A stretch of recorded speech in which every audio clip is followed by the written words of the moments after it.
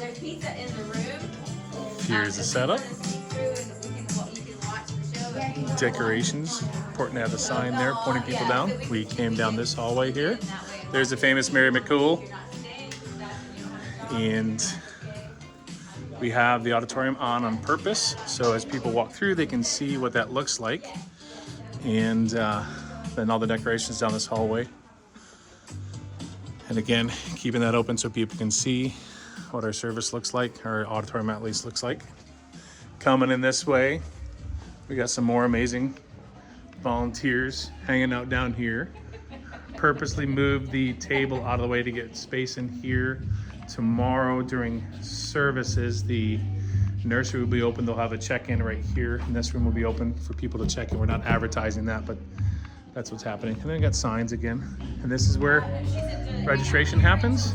Music's on. It'd be good next year to have the TVs, something on the TVs. And hopefully this room looks different next year, improved next year. And color themed tablecloths. Amazing people, favorite people working.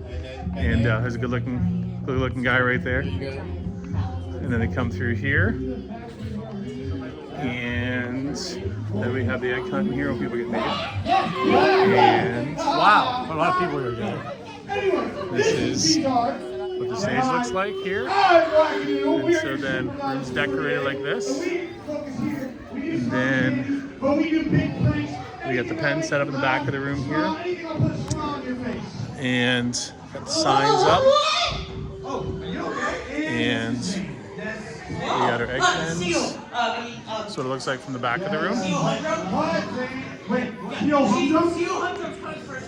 And production tables up front there. We do need to do something about blocking that exit over there. We should not block that.